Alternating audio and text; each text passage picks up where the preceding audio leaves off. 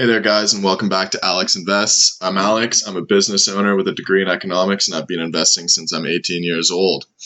Today, we're going to talk about the vaccine news by Pfizer that came out on Monday and the sector rotation that's been happening within the markets and what that means for our stocks and which stocks might be a good pick for the future, and whether or not that sector rotation was actually going to last.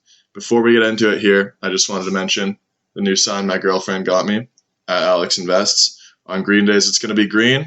On red days, it's going to be red. But today, it's green, even though the markets are a little mixed today, because it's Friday. So happy Friday. Anyways, let's get into it here.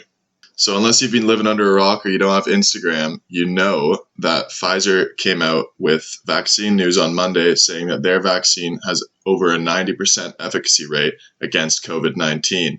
Now, this couldn't come at a better time because this week we've seen all-time highs for hospitalizations in the U.S. because of COVID. There's been over 1 million new COVID-19 cases that have been recorded in the U.S. in the last 10 days of November.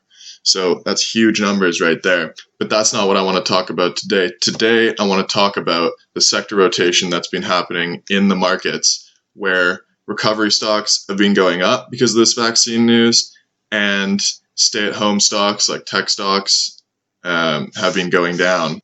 So the question that we have to ask ourselves is, will this sector rotation last? And I don't think that it will last for that long. And a lot of this is just hype right now on the vaccine news that came out on Monday, because we got to think about it like this. The vaccine is still months away from actually being approved and much further away from actually being widely accepted. There's a lot of logistical problems that come with this vaccine. So first of all, the FDA still needs follow-up data from Pfizer to make sure that this vaccine doesn't harm anyone who takes it. Now, they say this could be as early as 1 week, but I see a more realistic time frame for this to be 3 weeks to a month. So that's the first issue there. They need to get that first. The next thing is that Pfizer says it can produce 50 million doses by the end of 2020, which is not a very high number. In 2021, they say they can produce 1.3 billion doses of the vaccine. So at first glance, oh, that's pretty good, right? But every single person needs to take at least 2 doses each. So you can take that number and divide it by 2, which is basically 500 million doses of the vaccine. The US would need 375 million doses to cover 75% of its population.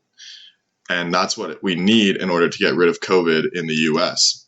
But remember, every single person needs 2 doses. So that means we need over 700 million doses of the COVID-19 vaccine in order to cover 75% of the population.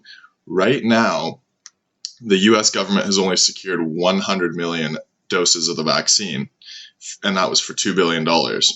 So that is not nearly enough to get rid of COVID-19 in the US. Now, the next problem is that Pfizer's product is really hard to move around. It needs to be stored at negative 94 degrees Fahrenheit. This limits where and how it can be transported throughout the US, and again, comes with a lot of logistical problems. So, taking all these things into account, I really don't see things going back to normal for quite some time, probably a year or more likely 2 years. Because of this 2-year time frame, I really see this sector rotation not lasting. And once the hype over this vaccine is gone, we're actually going to see a switch back into these tech stocks like Zoom and Peloton and some of the other companies that have taken a huge hit in the past week, really. So now I just want to look at some of the charts for these companies and see whether or not they're a good investment. All right, guys, so first we're going to look at Peloton here. We can see here, this is basically Monday before the market opens. And then Monday, huge drop down, right? This is like close to 30%, it looks like. And then we come back up a bit Tuesday, Wednesday, Thursday, and Friday, we're back down here at around $100. If we look at the 3-month chart here for a second, we can see $100 is basically the same price you could have gotten on September 29th, which is a great price for this stock. You know, just because vaccine news came out, that won't come to fruition for another year or longer, more likely a year and a half to 2 years, doesn't mean people are going to stop exercising at home. People are still going to be exercising at home. They're still going to be using Peloton.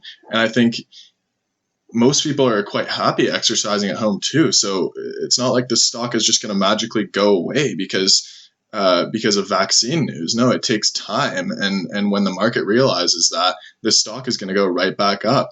Monday morning, I do see the stock going up as well. I mean, obviously you can't invest now because it's after hours unless you have after hours trading, which unfortunately I don't because I'm in Canada.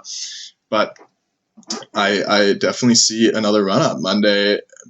If it goes down Monday, it definitely is a great place to invest because, I mean, like I said, you're looking at September really, where you could have gotten into this stock and it's the same price. So great time to get into these while the market hasn't realized yet that these stocks are here to stay.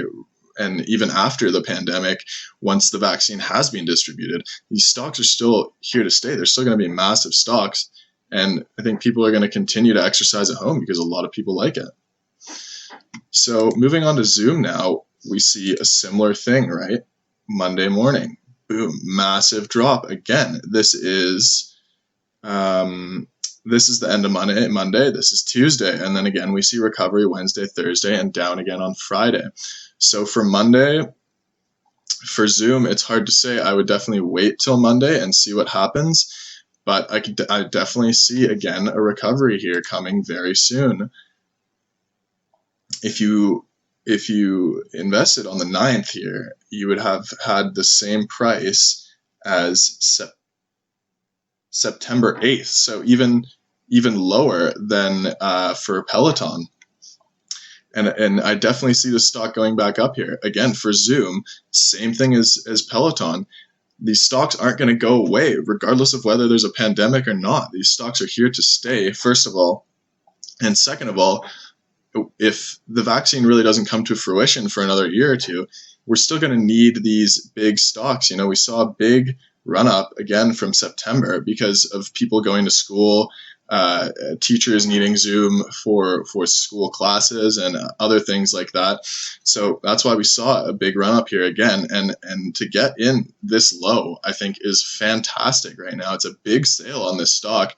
And Zoom's going absolutely nowhere. Regardless of a pandemic, we're going to see this go up.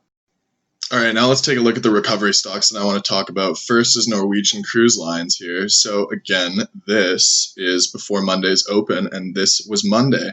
That's like a 30% jump up right there from to the end of Monday. And then again, we see it pull back Tuesday, Wednesday, and Thursday. And today, again, we're going up a bit, but this is just way too much hype for one day vaccine news here. That isn't even, it's not like the vaccine's out yet. It's not like people are getting the vaccine yet, And so that's why unfounded, and we see a drop again.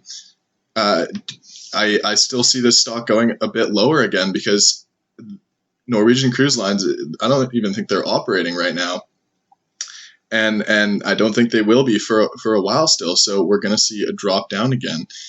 So if you've invested here, stay invested, yes. But if you're thinking about investing in this company, I would hold off for now because we just don't know where this is going to go. And once the hype is over, I do see a big drop.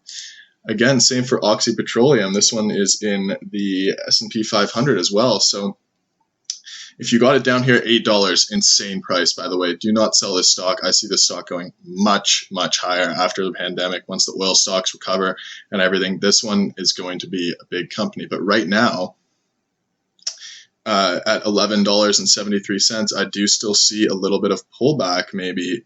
Again, I don't see it going back to $9 or $8, but I do see it going back down to about $10. I would say around $10 because that seems to be a pretty good resistance level for this stock is around $10. So again, I would maybe hold off if you're looking to buy OXY Petroleum, which I do think this stock in the future, I do see this stock at about $20, but still hold off for now on this stock.